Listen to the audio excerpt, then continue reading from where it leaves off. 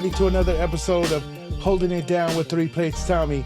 We're right here in a very special place located in Southgate, California, the legendary Greenspans. And right here we have the honor of being able to interview and talk with Evan Greenspan, the owner, historian of this great place, and he's going to tell us a little bit more about Greenspans and about the life out here of selling clothes since 1928. So, hello, Evan. Thank you for having us and for sharing your time here and your store, and we're looking forward to hearing some cool stories from life growing up in here. Very good. Glad to be here, and I'm glad to share. When we've been in business 95 years, and I've been working in the business for 62 years off and on. Have a lot of things to see and talk about. Yeah. One thing I did want to talk about before, behind you, the backdrop. Mm-hmm. We want to tell them a little bit about.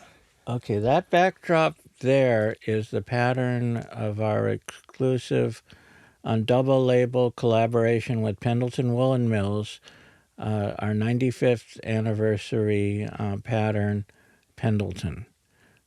Coming in September, we're going to have a drop. September 10th, there's going to be a party celebration for it, and we're looking forward to it. We're glad that Pendleton wanted to do a custom pattern of our own making for our customers to wear. And this your pattern, you were telling me earlier that you've been able to get involved a little bit in the designing of the actual Pendletons that you guys sell here. Yeah, over the last 15 years, more or less, 20 years, we've been involved in Pendleton design concept. With the pandemic, it's made it more difficult because the designers in Pendleton don't sit all in the same room. They're telecommute, and it just makes communication difficult and time-consuming, and sometimes we get our input in after the fact. And but yeah, some of the best seasons of Pendleton have our thumbprints all over it.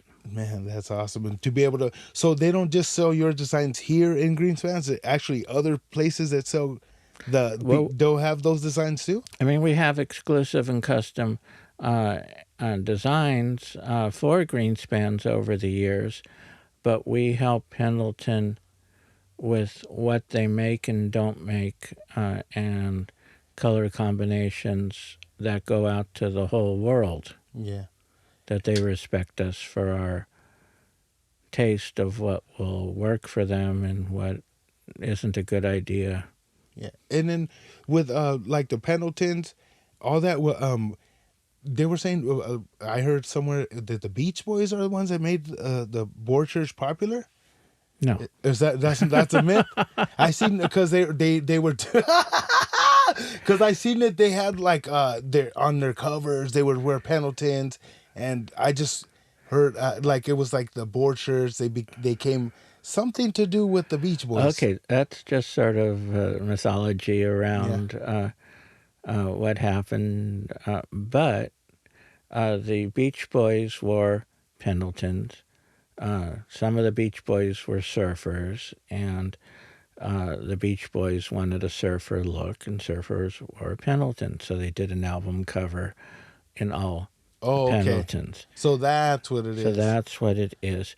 Pendleton embraced it many, many, many years later, and had photography of the Beach Boys wearing their product. Recreated that design that they had on the album cover, and because of that fame, changed the name of the square bottom shirt to the board shirt. Oh, okay. So it was a little bit like that changed because of the Beach Boys? Well, the word changed because of the Beach Boys, That's cool. but uh, in the 50s and 60s, it was a popular surfer look and pattern, and then other groups, embraced it more, and surfers, off and on. But the Beach Boys did not make it popular.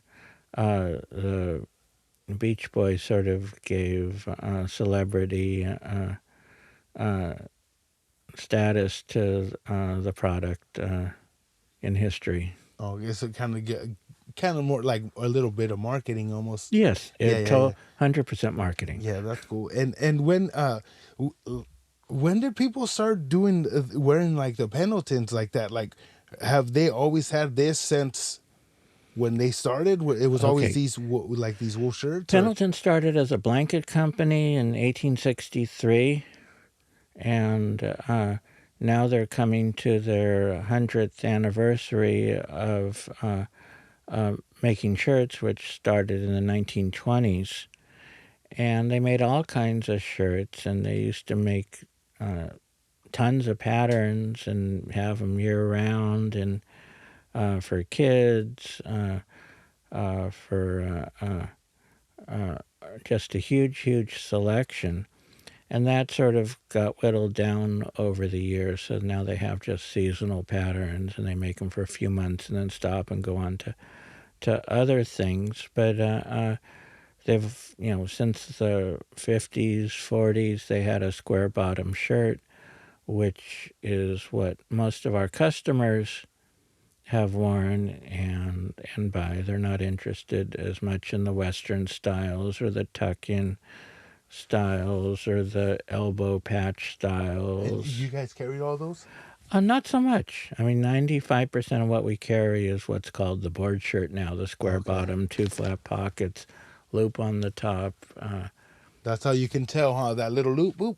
Right. Like you see, because I've seen people like where they have the solid color ones, the black ones or something. You can tell from a mile away just that little loop. Beep. But Pendleton's a clothing company, and they carry all kinds of things. And in the Midwest, they like this kind of style more. On the East Coast, they like that kind of style more. In the Northwest, it might be another style. But in Southern California and throughout the Southwest, the board shirt is number one, and that's spreading throughout the whole country because of who's wearing them and who's been seen in them and what groups of people like to wear them. And when did you guys start selling the board shirts? Square bottom? In the early 90s. Yeah.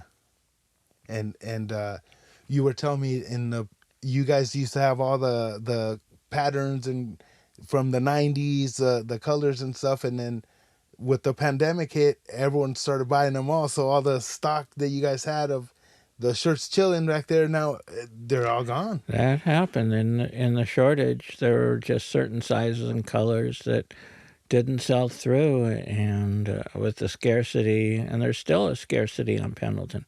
We're glad that they're doing a custom pattern for us because their mills were down during the pandemic, their factories were down during the pandemic, and they were having logistical issues and on the components, making them, and so we're glad they're making a custom one for us again.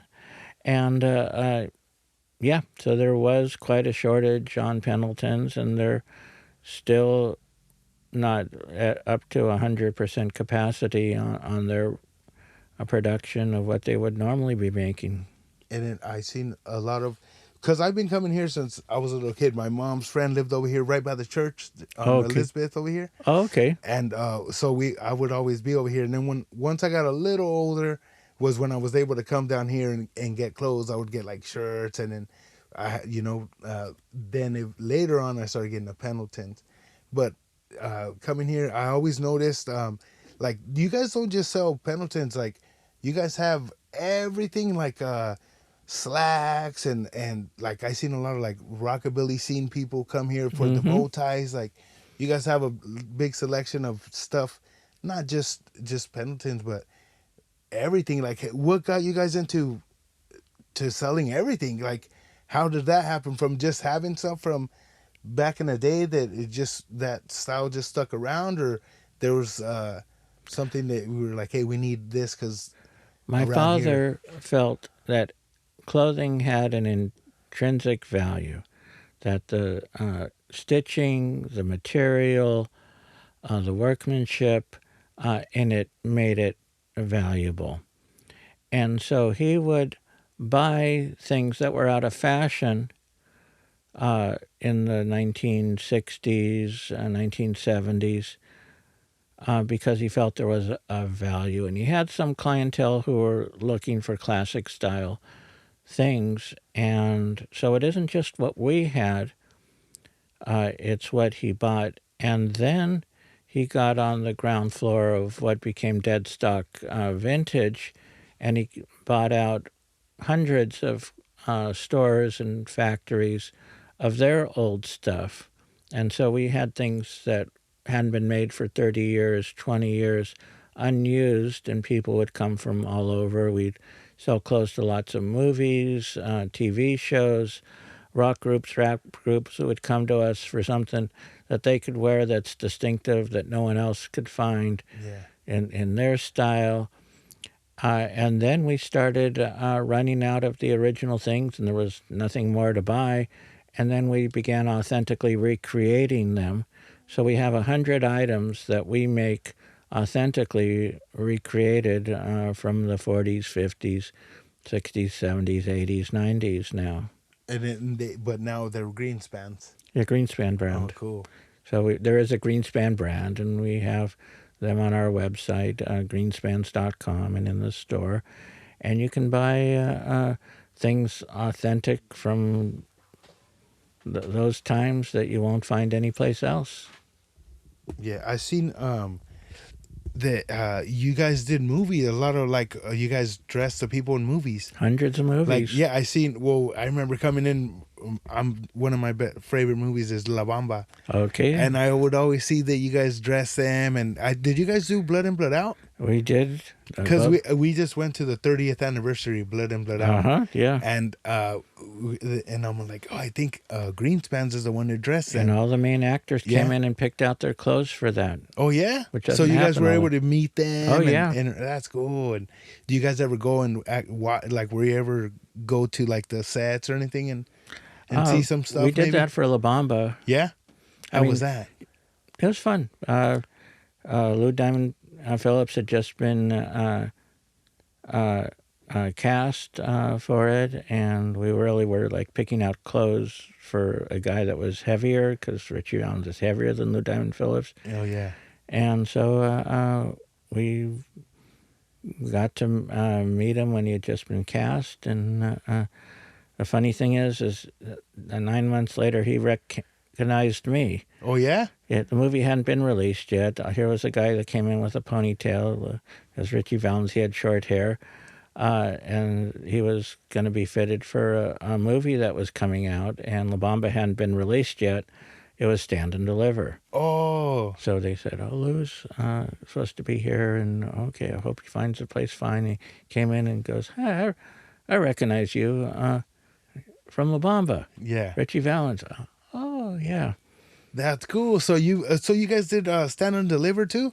Oh, yeah. And then where like the famous scene where he's wearing a Pendleton, isn't he? Mm-hmm. And he has the shades. It's like the cover of the movie. That's bad. And then, did you guys do American Me? And American Me, yes. And you guys like those jackets and all that. They could still get them here. From American Me, let me think. No. No, like they had like the jean ones. Right. Yeah. So those ain't those. No. That's a no go anymore. What stuff can they still get from American Me? or from like La Bamba? Do they have shirts? Like La Bamba, his band jacket that he wore for the Silhouettes. That's our custom made jacket. Oh, okay. The hats from American Me when they're out, not in prison. Yeah. Oh, and like the nice hats. What do you call them? Like the fedora fedoras kind of style, and the hats from Boulevard Nights, and So you guys did that movie we too? did Boulevard Nights. Man, Boulevard Nights, La Bamba, the main ones, the heavy Mm-hmm. hitters. That's cool. Uh, is there any Pendletons that they wore? Because I remember Miklo wore on Blood In Blood Out. He wore like a reddish blue. Is there any Pendletons from Blood In Blood Out that those guys wear? You guys have here, maybe? No, we're not. Oh yeah, you were telling me they're all gone now. They're gone. Man, I should have came like 4 years ago and got something. That would have been cool to have like a shirt that you'd be like, oh look, I have the same Pendleton that they have right there. I have one that's close to it, and I always tell people this is Miklo shirt, but it's not even a Pendleton. It's like just some regular flannel. But man, that would have been cool to wear like one of those shirts that maybe like Chewy wore and Blood In Blood Out or.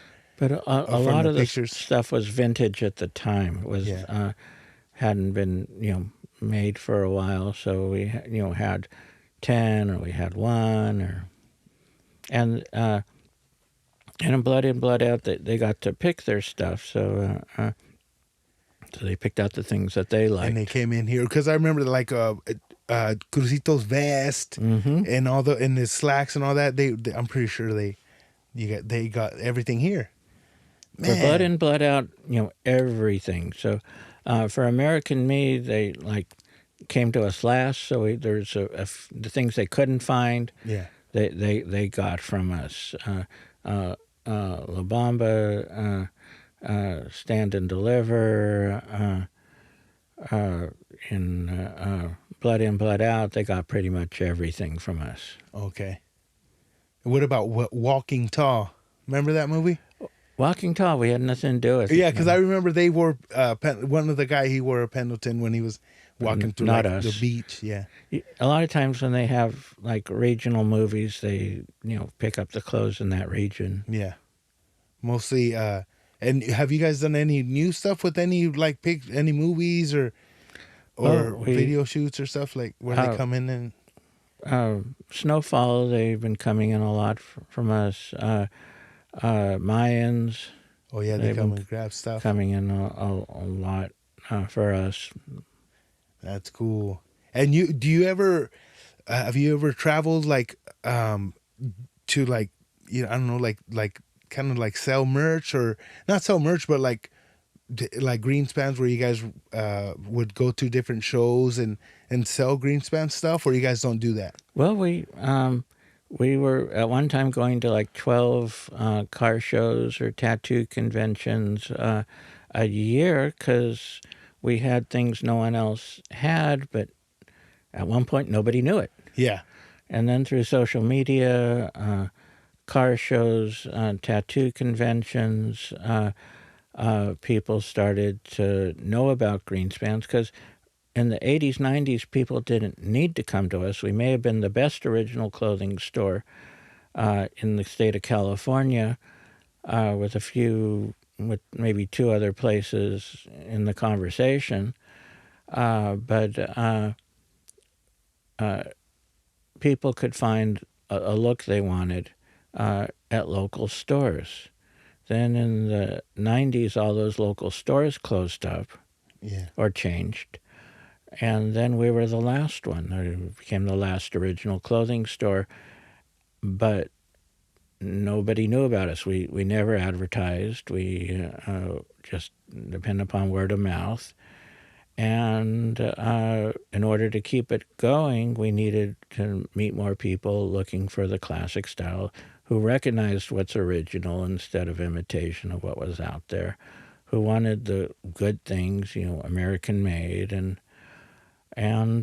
so going out to these shows, we were able to make new customers, and then there became social media. And then on MySpace, we'd put it out there, and then Facebook. And so social media had a big part of helping to get it out there, the word. And, right, and people vibed with what we did and have a lot of friends and followers in those medium.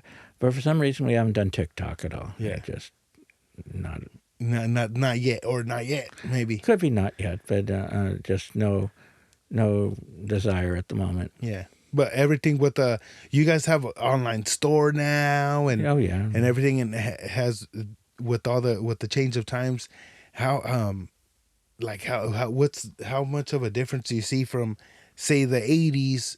Were people buying as much as they are nowadays? Well, in the 80s, there were 20 stores within 40 miles that carried classic original clothing to some degree. Okay. And by 1999, there were zero. And so people, just started, buying swap meet brands or going to malls and just buying what they could, or maybe secondhand stores used to have things, back then. And then when all those places just weren't satisfying to the customers, and we were out there, they found us and we became customers. And some lived, in other states or other countries. And through our website, they were able to purchase those items. That's cool. And because you guys been around since 1928. 1928. But you did you ever hear stories like in the Pachuco days or anything? Mm-hmm. How it was here? Well, And we used to sell zoot suits, back in the 40s, and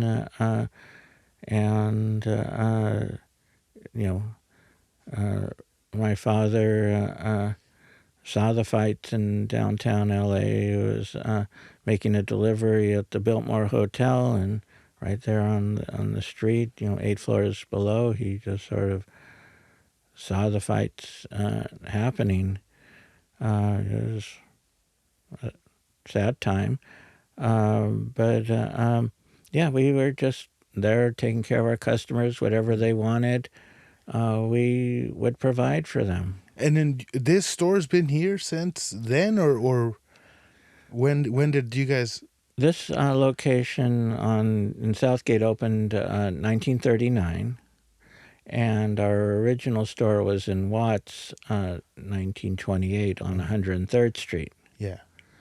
And it was a family running it. We were immigrants and made a life here. And as new relatives came to the United States, they'd work in the store, and we were a department store and have different departments.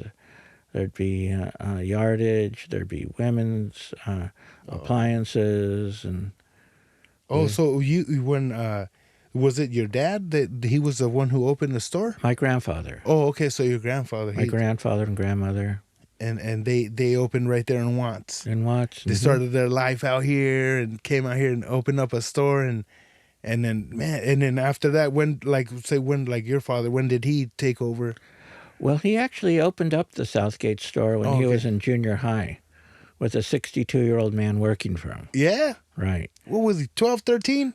13. Man. And his dad already had the other store in Watts. Yeah.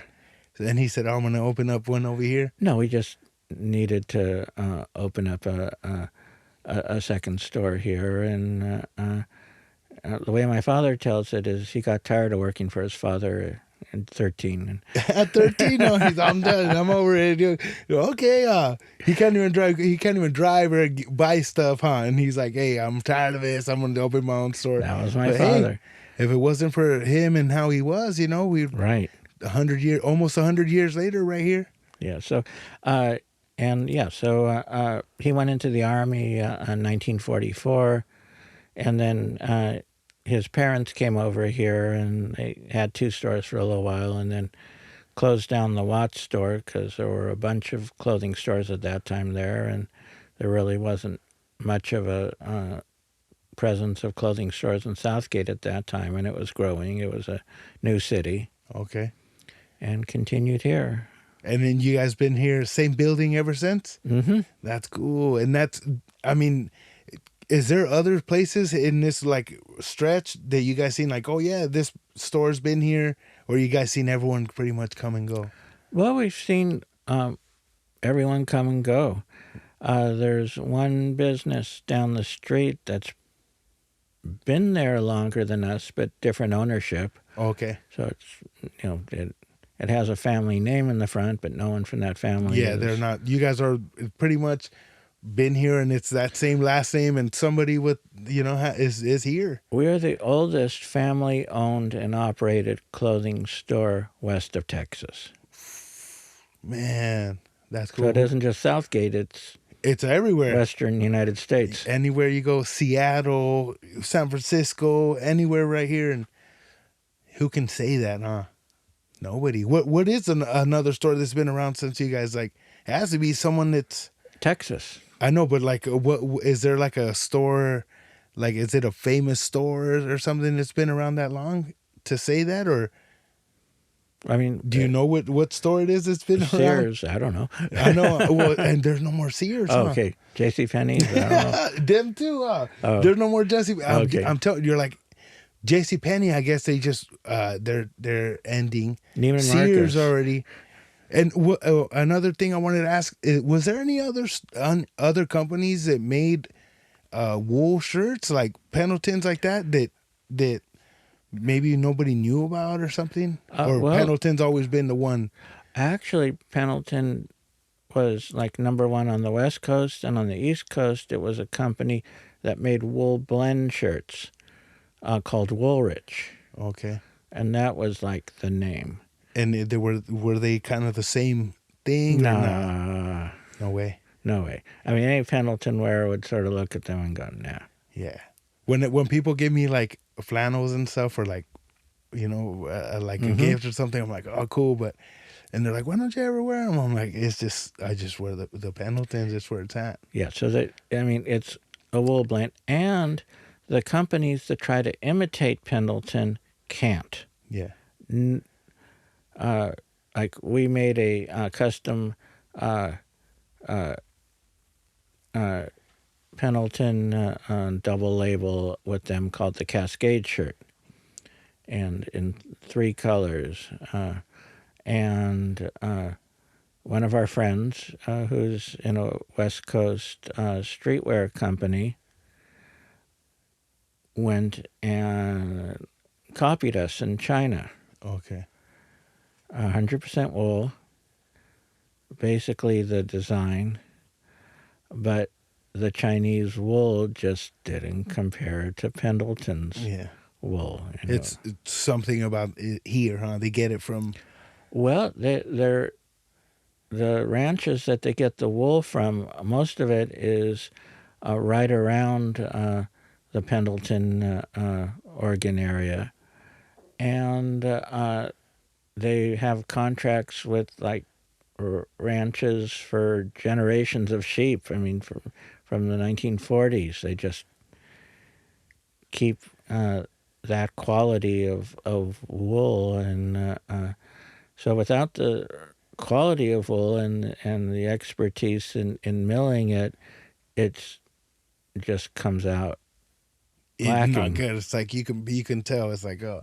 Right. It's not going to come out right. Right. Like when people, it's like you could do the same thing as me, whatever, but it ain't me. You know how they say, right? Like you could sing if I sing the same song, whatever, or dance or draw, whatever. It's just not me. So when they see that, people be like, oh, it's a wool shirt and everything, but it ain't a Pendleton. Right. And you've always been a Pendleton wearer? No. You got more into it more later in the 90s? Yeah, definitely. And then ever since that's it?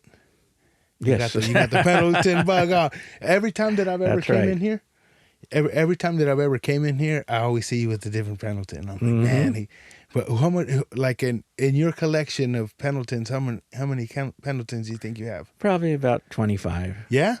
I don't pick up too many. Yeah, I don't need to get them all the time. Because they're so... I have Pendletons that I've had for 10 years. Like 12 years. And they'll have... You could tell there's something here and there, but other than that, they last. They do. If you take care of them, you put them and you take them to the cleaners or whatever. See, that's what a lot of people don't understand today, is there's a difference between lowest price and value. Yeah. Sometimes you can buy a flannel shirt and buy and say you think you're saving money, but you have to buy 10 of them over 15 years instead of one Pendleton Yeah. Because it lasts and it's quality. and they're the best. There's something about them. Like if even like if it's cold and you need a sweater or your jacket, you put a Pendleton, you're good. It does, and even sometimes when it's hot, you can still wear them. It's like I'll still wear them. It breathes. Yeah. So and it refreshes itself. You don't have to clean it like you do a cotton shirt. Or yeah, it's just the quality of Pendleton. It's living fiber. Yeah. Well, right now we're gonna take a little break. Great. We're going to a break. Let you guys know who keeps the wheel spinning. Thank you. Suavecito smells insanely good. Meet Suavecito, the world's finest pomade with an unrivaled all-day hold. No matter what your look is, we got you covered. Whether you want a softer, gentler hold, like a warm embrace from your abuelita, or a fiercely strong hold, when you're styled with Suavecito, you'll have everyone turning heads.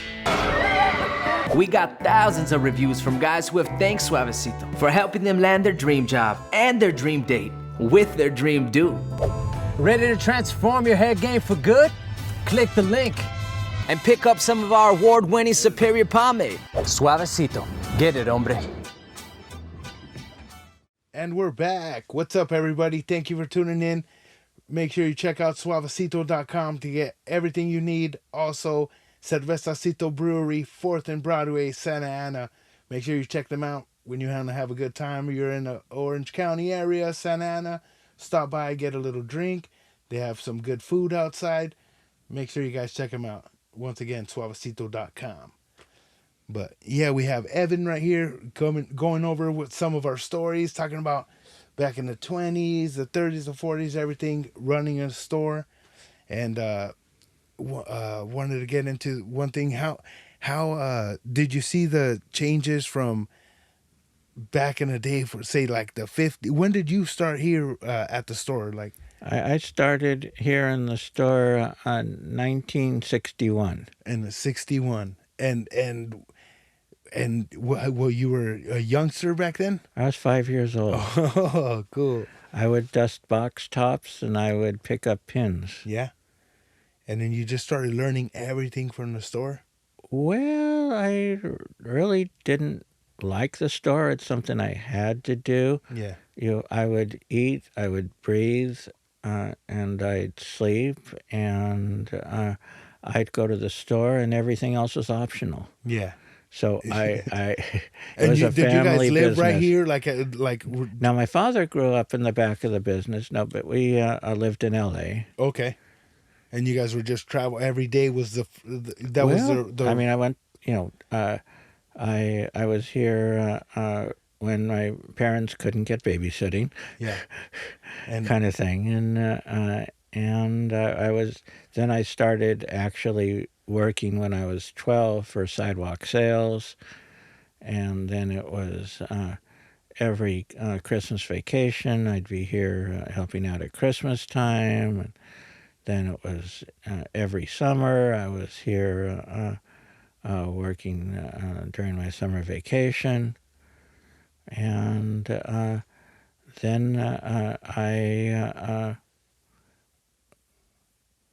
had enough and went off for 6 years. Yeah. Away from the business, and then I got engaged and I was unemployed, and then my father said, either come into the business or I'm closing it up. Okay. And it looked like the right time to come back into the business. Let me get back here. I'd rather depend upon myself to feed my family than have to depend on someone else to stay in business to provide a paycheck for me. Yeah. And you what did you ever have any like things that you were like a hobby or something you were get into, or is pretty much it was just running business was your hobby? Well, I mean, since I got married and came back here, yeah, business was my hobby. I really didn't. It was all consuming. Yeah, it was just so when it's just you doing everything, making sure everyone runs, your employees, and everything. It's Do you ever take your little breaks here and there? Like No, not really. no?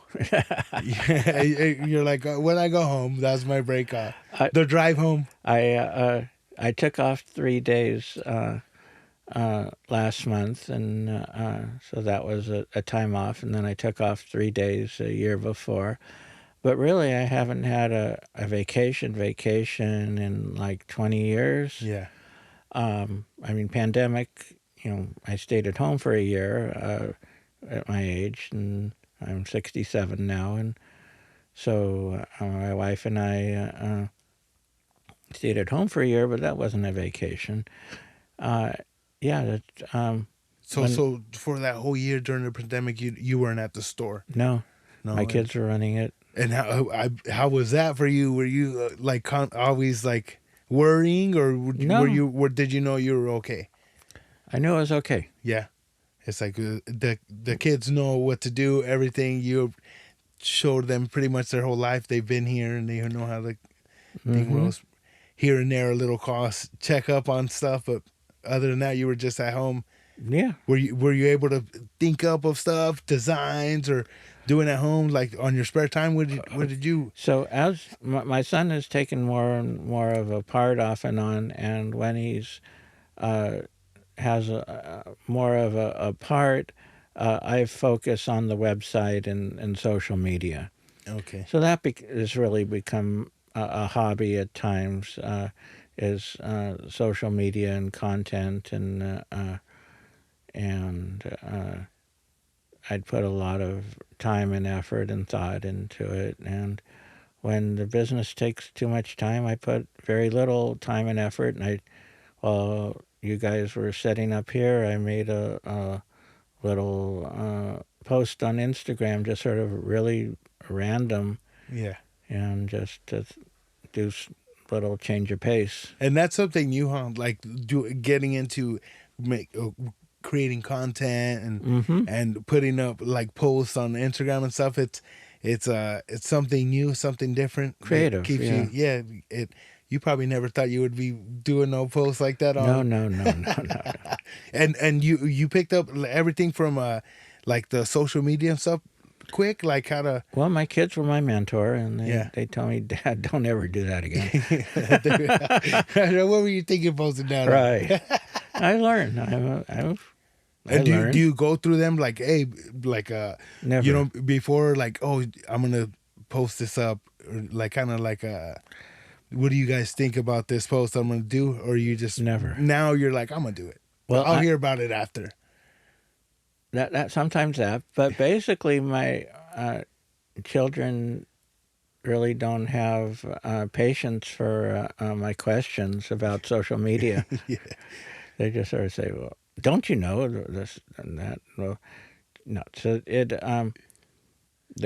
they were more accessible, I would, because I do believe in their expertise, but they really don't take too much of an interest in social media content. Yeah. It doesn't interest them at the moment. And did you ever have any scares during when you were like since Lots of you've been scares. running, where you're like about closing or anything like that, or location or anything Well, like that? we had a People try to come and buy the location or something. well, we were open in 1928, and then in 1933 there was an earthquake that destroyed the building, and we rebuilt it ourselves.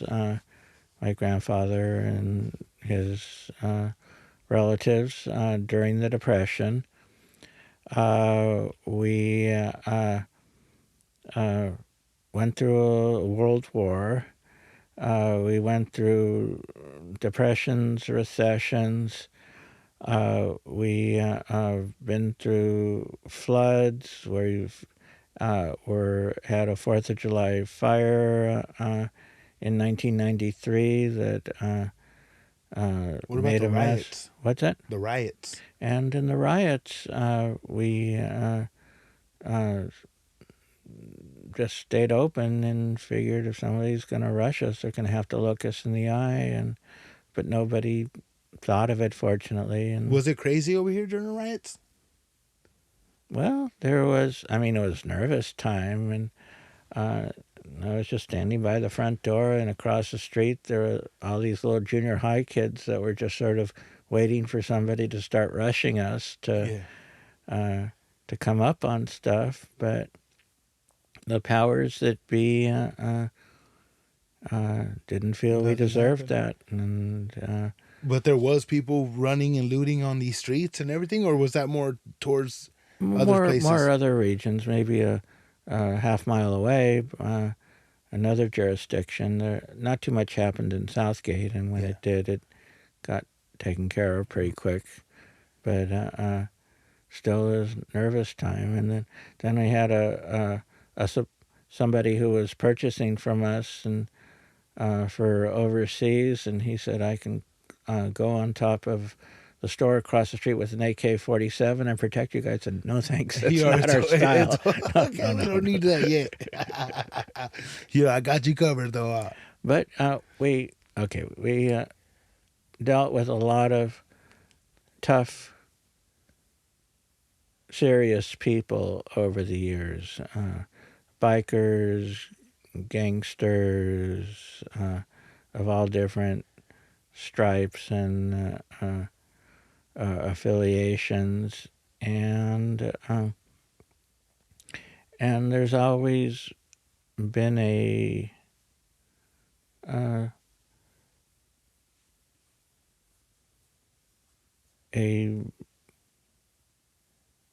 teetering of whether we're gonna be respectful or not. And just fortunately, these powers and these individuals have responded to our respect for them with respect. Yeah, so pretty much a lot of people, clients, over time, they have your back. Like, make sure that nothing happens over here at the store, pretty much. I can say that has happened, yes. Has anybody ever gotten crazy right here at the store? There's been enough respect that most of the craziness took place down the street or in the alley, and or like if because like if somebody's seen the wrong person in the store, you ever seen anything like that where you're like, happened. Oh, yeah, lots of times, and especially in the 80s and 90s, and just respect or just us stopping things. They didn't escalate, and they either take it to the alley, went back to shopping, or took it to the alley or the next street. Dang on. Fortunately, there was respect for the business that if somebody did see an enemy from another group, they respected the store almost every time and just didn't settle business there. Yeah. Which allowed us to stay open. Yeah, because after they wouldn't be like, no, something always happens over there, you know. Right. I mean, that's good though. Okay, I'll tell you a story about that. Okay, this is during the 80s. The Southgate police officers came in and talked to my father and said, "We've been in plainclothes cars across the street in the parking lot there to show how dangerous your business is to the community. And during the week we've been there, we found out that this is the safest corner in the city of Southgate, that we're always getting called out to places in every other direction. This is the safest corner in the city of Southgate." Yeah. They just have respect for it. Like, hey, don't mess with Greenspans, you know, anything, just take it down the street. And that's cool. That's love very cool. Love from the city, from the people, the clients. Like, people build a relationship right here. And I'm pretty sure there's a couple people that found their girlfriend right here, you know, at Greenspans and have stories like that. And just it's cool to be here and able to have this conversation with you and hear some stories about the past, because this is a big part of our culture, of Chicano culture, the lowrider culture. Everyone has passed or been through these doors, and has it as a cool story to say that they've been here. There's people that man, I wish I would be able to go to Greenspans one day. They probably live in another place that love the culture, they love the everything, the history of this store being around for so long. I'm sure that there's a lot of people. So I want to say thank you for giving us the privilege to be here and talk with you and hear some cool stories, about your store. And we hope to be here at your 95th party, the block party. Excellent. And at the 100, at the 100 block party for 100 years of you guys here. But Evan, thank you for sharing your stories and being here with us. You guys will be able to check out stuff from Evan. We'll have the links in the bottom where you guys could go to check out the website for Greenspans, get you Pendletons or whatever, everything else that they have. Check it out. And, make sure you check out their Instagram and keep up with Greenspans and everything that you guys have. When in LA, you can visit us. Yeah. Come to LA and visit the oldest family ran store in this side of on the West Coast. People have a family vacation, go to Disneyland, and then the wife will say, now we came to my husband's Disneyland. Yeah, we came to Greenspans. But yeah, make sure you guys check it out. And thank you again, Evan, for having us here. Thank you. Yeah. Nice talking to you. It was a good conversation, and hopefully we could do it again. And we'll be here. What'd you say? September 12th. September 10th. September 10th. We're gonna have a block party. They're gonna have the release of the 95th anniversary of Greenspans with Pendleton. So make sure you guys come and check it out. Thank you.